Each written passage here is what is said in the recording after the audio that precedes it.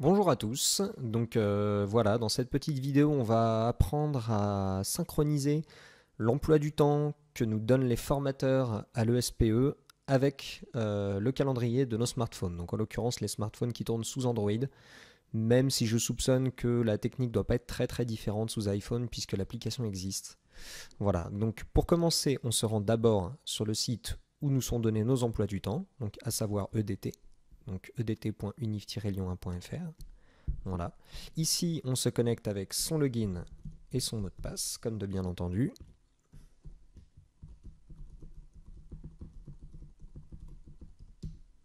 Voilà, tout simplement.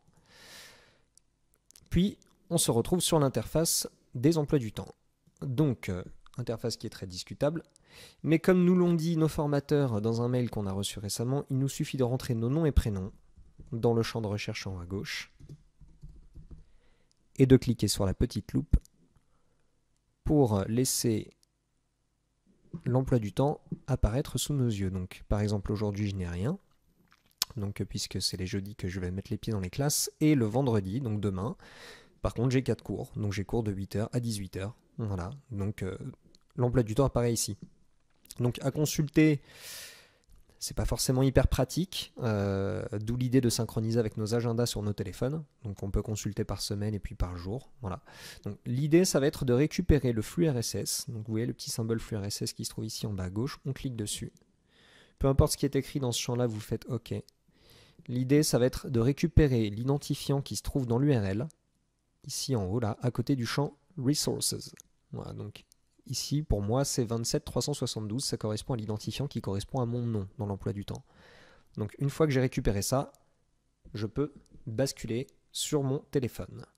Voilà, sur mon téléphone, comme vous pouvez le constater, quand je vais dans l'application Agenda, donc les applications Google, mon agenda est vide. Voilà, donc même quand je reviens à la date du jour, que j'affiche en semaine, peu importe, là il est vide. L'idée, ça va être de le remplir sans avoir à le faire manuellement, grâce au flux RSS. Donc pour ça, il faut d'abord aller sur le Play Store. Voilà, le magasin d'applications. Donc là, évidemment, bon, j'y étais déjà. Mais l'idée, c'est de rechercher l'application ADWeb. Voilà, vous tapez ADWeb, Lyon 1, et vous allez trouver l'application ADLB Reader, là, voilà, qui a été développée spécifiquement pour ça. Donc vous cliquez dessus, vous l'installez, vous acceptez, vous laissez le travail se faire. Voilà. Et une fois que tout ça c'est terminé, tout simplement, vous le démarrez. Là, il ne veut pas. J'ouvre. Voilà, donc la source qui est de base dans l'application, vous n'en avez pas besoin. Vous pouvez la supprimer. Donc, vous faites un appui long dessus, vous pouvez la supprimer. On n'en aura pas besoin. Et puis vous confirmez. Donc en haut à droite, les 3 petits points pour les options, vous cliquez dessus, vous ajoutez une ressource. Le nom, vous mettez ce que bon vous semble. En ce qui me concerne, je trouve qu'une fois que l'agenda est synchronisé, c'est un petit peu chargé puisqu'il répète le nom à chaque fois. Donc moi, je mets juste une barre d'espace. Voilà, parce qu'il n'accepte pas un champ vide non plus. Et en ressources, on met le numéro qu'on a récupéré pour son nom dans l'URL tout à l'heure. Donc moi, en l'occurrence, c'était 27372. Voilà, donc je mets les 5 chiffres. Le nombre de jours à récupérer, j'en mets 21, par exemple.